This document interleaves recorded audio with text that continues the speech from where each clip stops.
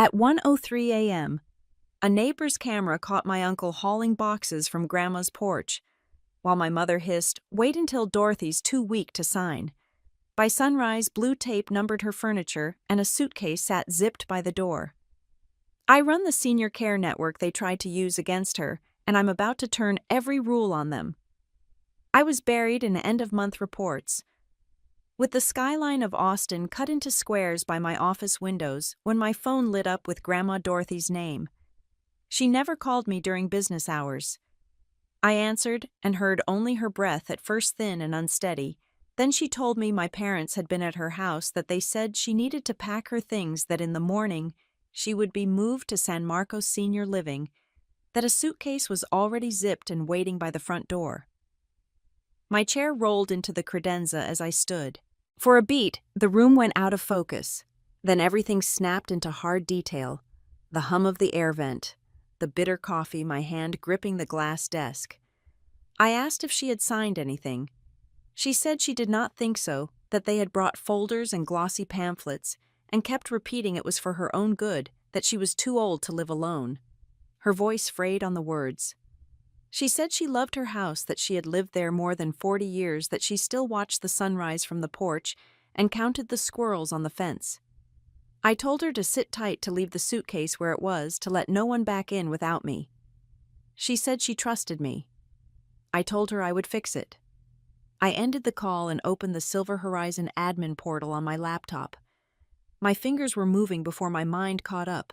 I sent a priority directive to the San Marcos administrator to cancel any incoming reservation under the name Dorothy Carter, to place a temporary restriction on contact from Patricia and Frank Carter, and to alert site security until legal review. The confirmation ping landed like a lifeline. I was not going to let my grandmother be handled like a problem to be moved out of sight. My assistant knocked once and opened the door. She saw my face and stopped speaking. I told her to clear my calendar and bring my car around. She nodded and disappeared. I tossed my laptop and a charger into my bag, grabbed my jacket, and walked out past the framed awards that suddenly felt like props. In the garage, the air smelled like warm concrete. I slid behind the wheel and pulled out into downtown traffic that moved like a slow river. I crossed the river and headed south past the stacks of highway where red lights blinked on cranes past the mall glow that makes its own weather past exits I know by muscle memory. The radio stayed off. I kept seeing the same image in my head, the suitcase by the door of my grandmother's living room. The dented leather handles, the little brass tag I had bought her as a joke years ago. I tried to picture Patricia's hands folding my grandmother's sweaters, tried to understand how anyone could do that without asking the one person whose life would be uprooted. I stopped for gas on Congress and bought a bottle of water that tasted faintly like metal. I unlocked my phone and scrolled to recent calls. Grandma's name at the top. I hovered over it and then stopped. I did not want to stir the fear I had just soothed. The road opened as the evening rush thinned. Headlights ran in twin lines ahead of me, and the city pulled back until it was only a soft glow in the mirrors. I set the cruise and let my shoulders drop a fraction. I went through the facts again to ground myself.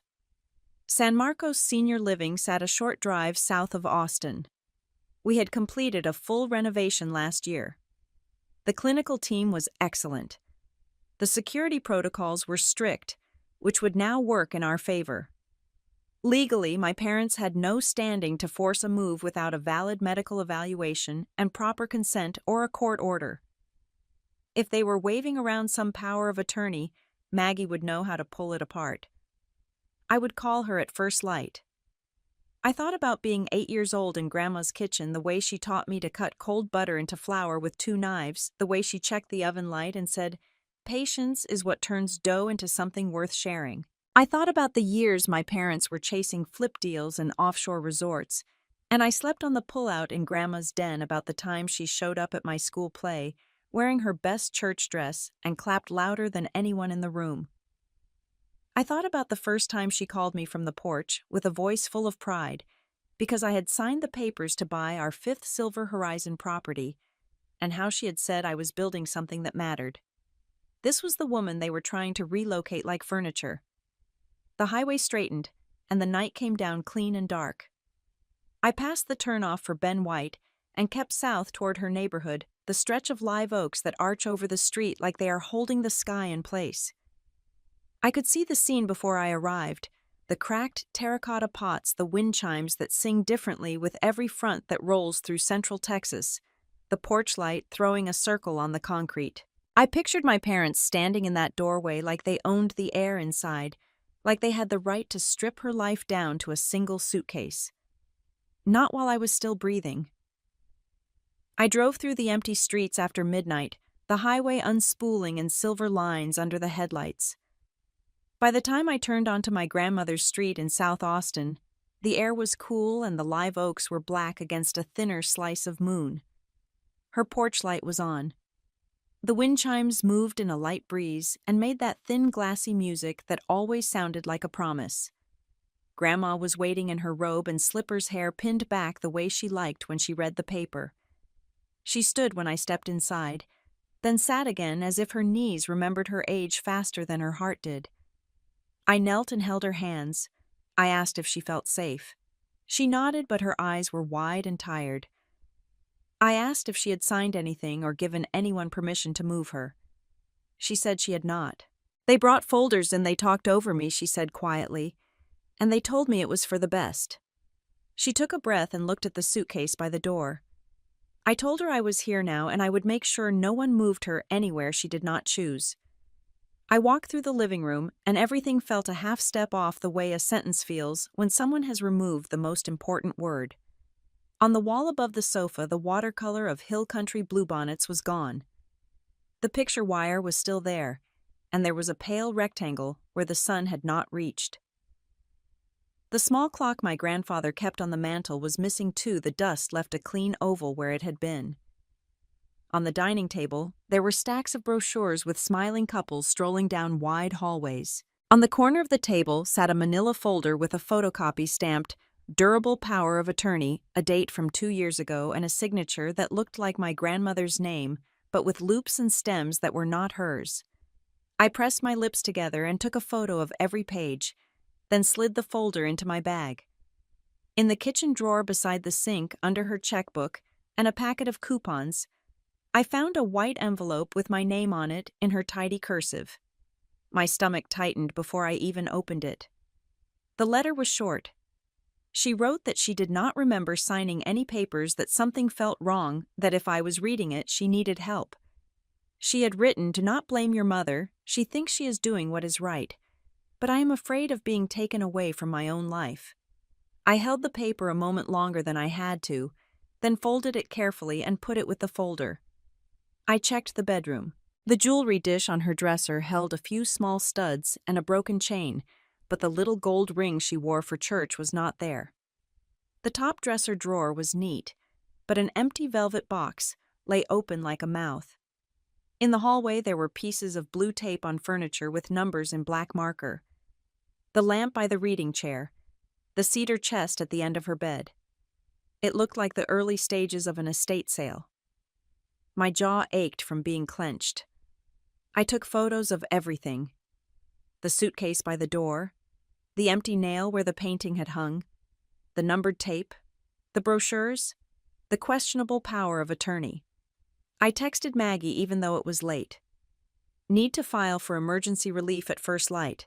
Possible abuse of authority. Questionable signature.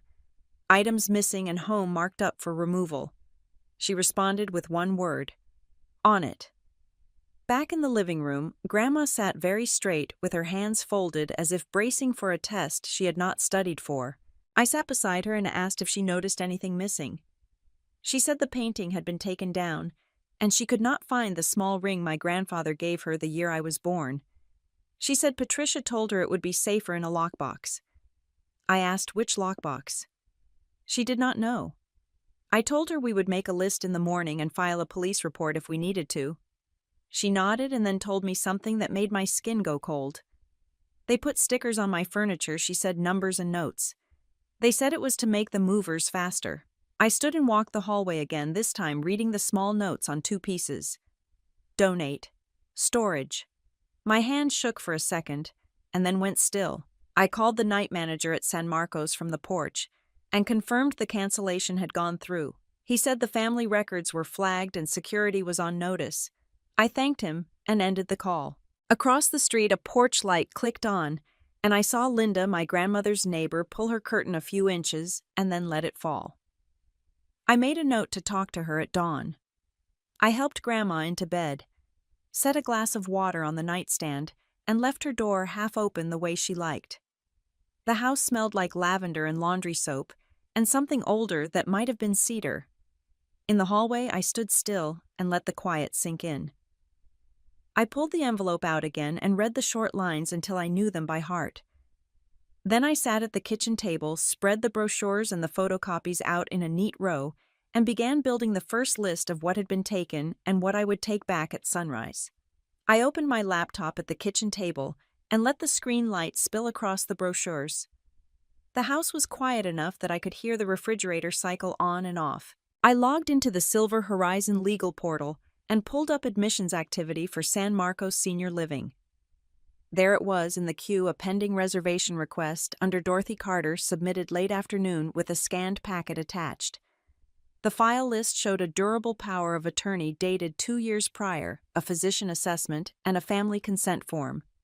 I downloaded the packet and zoomed in on the signature blocks.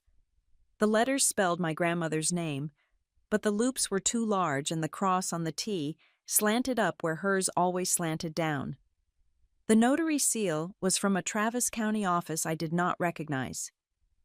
The physician assessment had been signed off by a family practitioner who did not list hospital admitting privileges and who had checked a box that read cognitive decline without any supporting exam notes. My jaw tightened until it clicked. I forwarded the entire packet to Maggie with a short note that said, "This looks dirty. Verify notary and physician request emergency relief at first light." Her response came back faster than I expected for the hour. Filing at 8, call me at 6:30. I replied with a single thank you and attached high-resolution copies of the questionable signature and the letter Grandma had written. Back in the portal, I opened the security pane and initiated what our operations team calls Guardian Lock. It requires legal counsel approval for any change to a resident's status, blocks all third-party access points, and alerts site security to treat any attempt at admission or discharge as a potential guardianship dispute until cleared. I set a region-wide flag across our Central Texas facilities and pushed the alert to every administrator in a 50-mile radius. The entries populated in a long list, each one a small piece of ground reclaimed. I called the on-call director for San Marcos, and he answered on the second ring, his voice thick with sleep. I identified myself and told him there was a family restriction on the Carter surname, that any appearance by Patricia or Frank should be met at the front desk by security, that no records were to be discussed, and no tours provided until further notice. He confirmed the earlier cancellation and said he would brief the morning team at shift change. With the administrative files contained, I turned back to the documents. The notary stamp included a commission number. I entered it into the state database, and the record bounced back with an expiration date that did not match the date on the power of attorney. Maggie would love that. I saved the screenshot and added it to a folder I named simply Proof. My phone buzzed on the table. A text from my assistant with backup travel options out of Austin later in the day in case I needed to appear in person for a meeting. I thumbed back a quick update and set the phone face down. The house creaked once like a boat tied to a dock. I walked through each room again with a yellow legal pad and made a list in a steady hand. Blue bonnet watercolor removed. Mantel clock gone. Gold ring missing. Furniture marked with blue tape and numbers.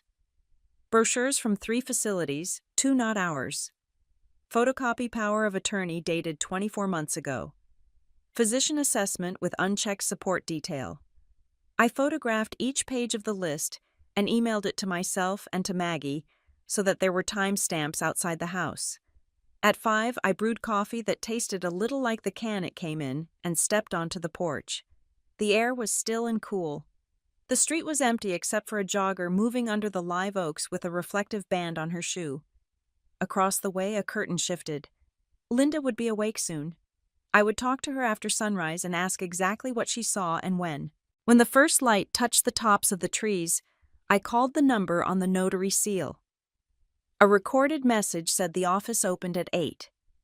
I left a detailed message requesting verification of the document and stated that the principal had no recollection of signing. I hung up and dialed the physician listed on the assessment. The voicemail greeting said the clinic opened at 9. I left the same message.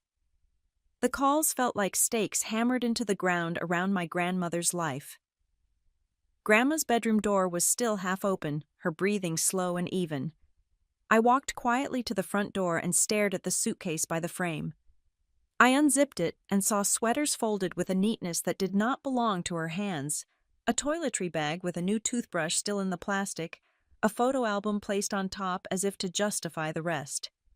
I closed it and slid it to the side, out of the path, out of sight.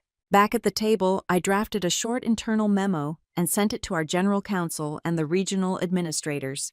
Potential guardianship exploitation involving a family of a senior resident. Evidence suggests forged or improperly executed instruments. Guardian lock active across Central Texas sites. Awaiting court orders for emergency injunctive relief. Do not engage family without legal present. The sky went pale and the birds started in the trees. My phone buzzed once more. Maggie wrote that she had filed for a temporary restraining order and an emergency hearing was set for late morning. She told me to sit tight to keep records, to keep my grandmother calm, and to keep anyone from crossing the threshold until we had papers in hand. I looked at the suitcase, then at the letter folded